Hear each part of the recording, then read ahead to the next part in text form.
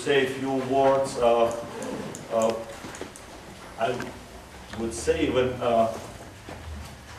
former rector of Vytautas Magnus University, the person who actually, together with other scholars, has developed an idea how should look like Vytautas Magnus University in Lithuania. 30 years ago. 30 years ago, actually, right. So it's really a true pleasure to welcome Professor Egidijus Aleksandravičius, who actually not just a rector, but a former rector, but also a person who developed, together with Professor Egidijus Aleksandravičius and others, the idea of Lithuanian diaspora studies here together, and how the relationship in between scholars should develop, and what we can expect in re-establishing Vytautas Magnus University. So, Professor, thank you once more for coming. Professor, just in few seconds have come, and we'll say this word. Good morning. It's really a great pleasure to be back. Just flew in on Wednesday, so I'm a little jet lagged yet, but it's really a theme that has been most concern for more the whole life, because at the age of 12 I became a refugee with my family, and then in the United States after 1950, after a DP camp, I participated in all kinds of Lithuanian diaspora activities. So welcome to this place, because this is where the studies are really being done, and I hope it's going to be a very interesting and worthwhile conference. So welcome to Kaunas.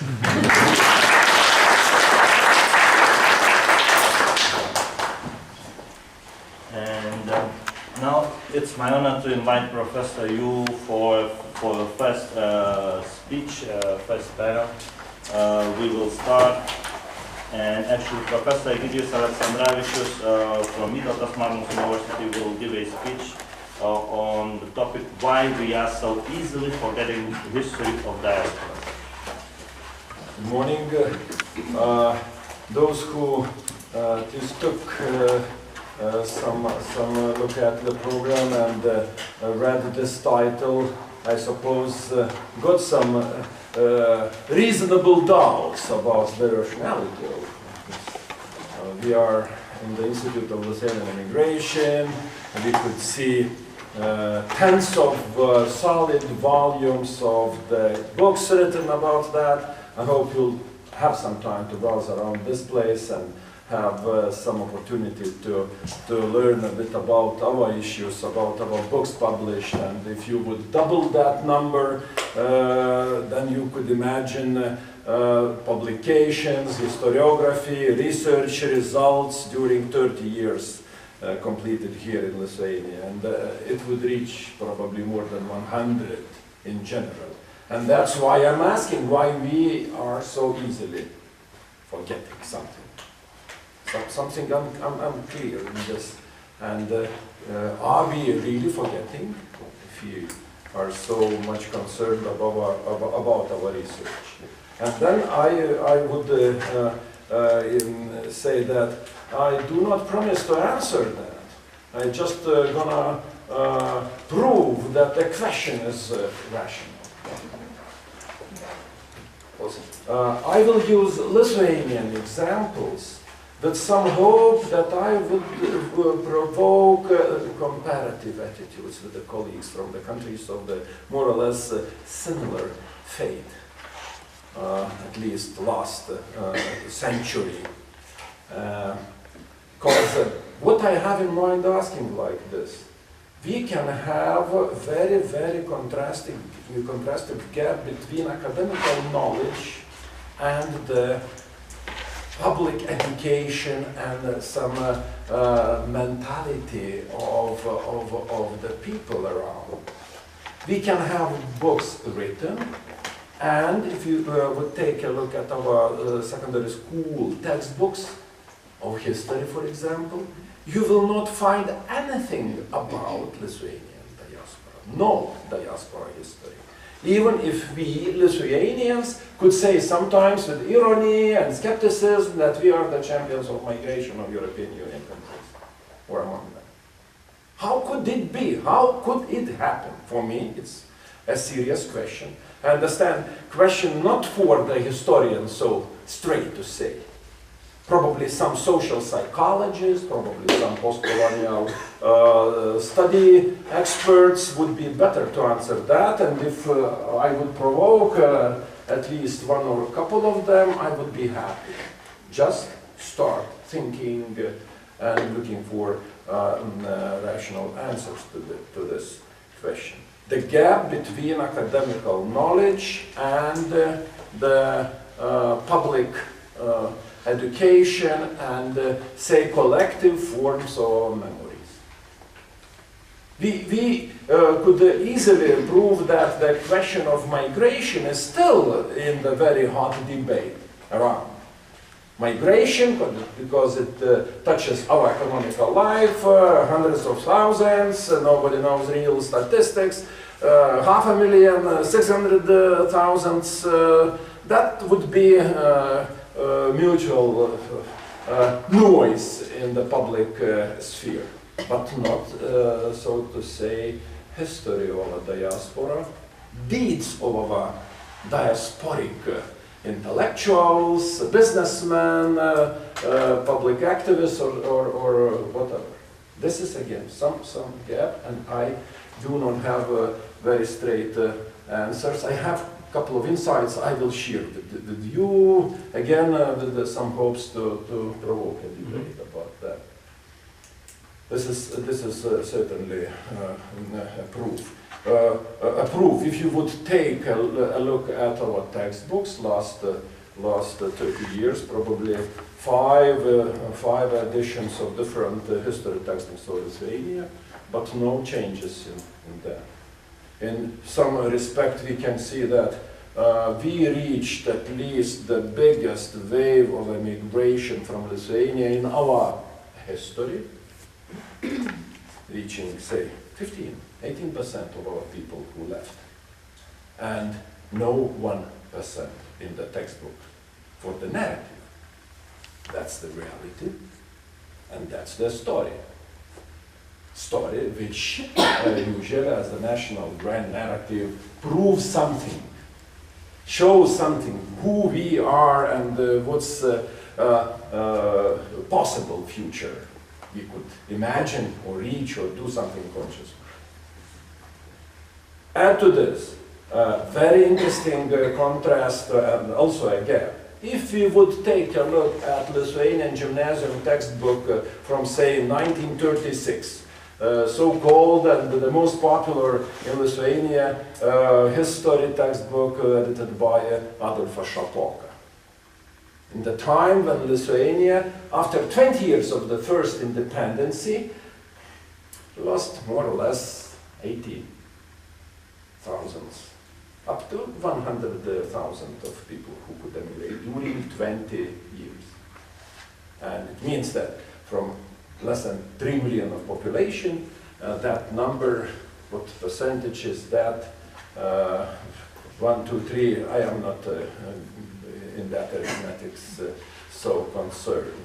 But if we take a look at the textbook, we will see a big, solid, and the last chapter of that textbook, Lithuanians abroad. More or less 70 pages from 630 pages of that textbook is dedicated for Lithuanians abroad. A map, different countries, beginnings and the developments of the diasporic groups in the places like Australia or South Africa. Who would say today about Lithuanians in South Africa? 100% answer would be, yes, it's our Litvak memory. Lithuanian Jewish community who emigrated. But no memory in general that Lithuanians, ethnic Lithuanians and the Jews emigrated together. And say here 1930, it was a couple of thousand of organized Lithuanian community, diasporic community in South Africa. Now, No traces of them and no traces of memory in the more or less wider circles of Lithuanian society. But a student, a pupil after secondary school in the 30s, in the late 30s, would easily orientate that. We Lithuanians are living, and then your map, more or less numbers, names, and all that stuff. People were really educated in perceiving diasporic nation so straight. Our heroes, our names, our Darius and Girenas, those pilots, or Jack Sharkey as the world champion in boxing, and all that stuff. Could we explain why?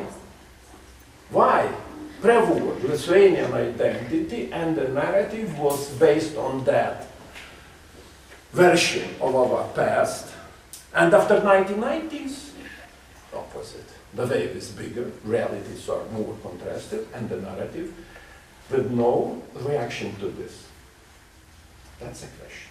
Again, second gap, Lithuanian example, but probably other neighboring countries with that fate could follow this.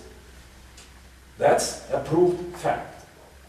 What are my hypothetic insights in explaining this?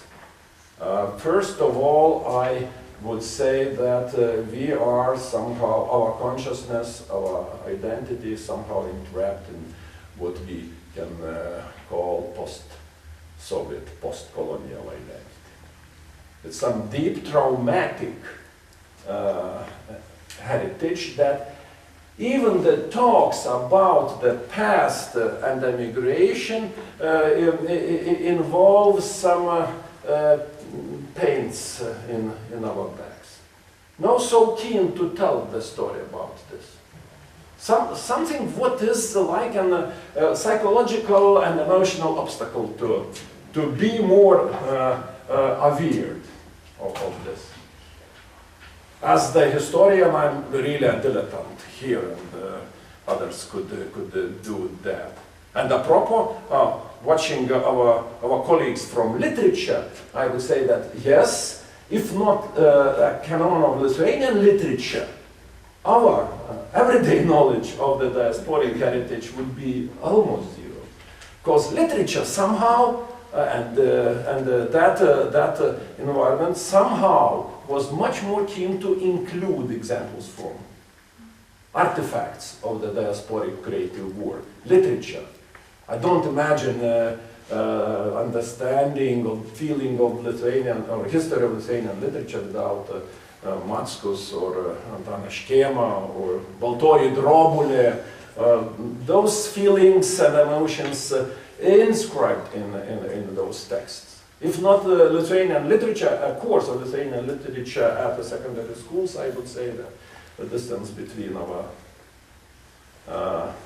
mass collective memory and would be enormous. One insight would be, and we can try to prove or to reject this possibility, that some traumatized memory, post-colonial collective complexes of inferiority somehow stop, make some obstacle to be with all that story, remembering the facts, so contrasted, colorful, adventurous, and so on and so on. One thing. More simple insight would be that specifically post-colonial and post-Soviet, specifically because the Soviets made that Gulag consciousness somehow inscribing in our mentality that the emigration is a crime.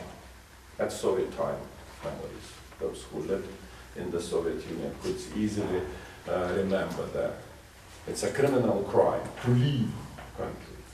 And those who left, somehow they are not the good guys at all. And possibly we are in some sort of psychological conflicts with that idea. We were indoctrinated, or at least some official efforts of indoctrination, that those DP people like Professor Avigenis, they were somehow bourgeois collaborators of the Nazis, and all possible bad guys in one. It's not very strong, but worth to check in our research how much that obstacle could influence our simplicities to forget everything what happened in our glorious diaspora past. Is it enough? Of time? I said you have 1 minute. Okay, I say. Thank you. I leave. I hope I reached at least the decent introduction of that question. Please answer. So, dear colleagues, it's really a pleasure to open question and answer section right now. So I think that we have possibility for 2 or 3 small questions. So please, someone who might wish to react, what was said. Please. Perhaps one could add that one of the strong feelings against migration, and I think actually the Tsarist regime also saw migration as a crime, it was illegal, but Lithuanians themselves, when they created the interwar republic, also saw it as treachery, and they never had a very friendly attitude towards the diaspora. The diaspora itself, of course, was very critical of the interwar regime, the Smetona authoritarian regime, so that we have to consider this. And today, too, we have this tendency to see people leaving Lithuania as traitors, and I don't think it's really necessarily a Soviet inheritance. I think it's now more strongly related to our slightly odd form of nationalism. Yeah. I don't know what you think of this. Yeah, I agree with you, Milda, but still would stress on the differences of the intensity of that. Okay, we could remember Petr Stvirka, Frank Kruka novel with some, emblematic perception of the American re-immigrant in Lithuania. But in general, it did not prevent from the story of Adolfo Šapoka. At least I will stay on that position. Say, read Adolfo Šapoka.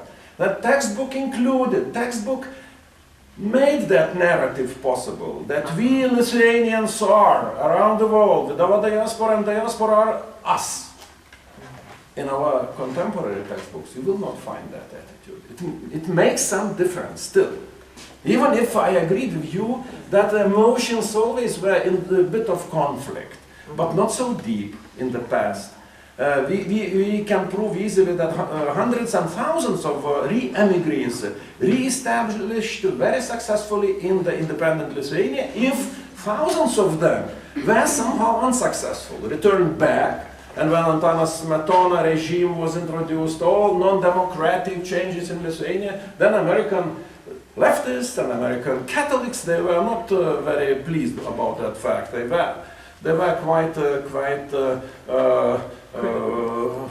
critical about independent Lithuanian Republic development at that time. Means that conflicts, yes, but anyway, that time, in general, they were us.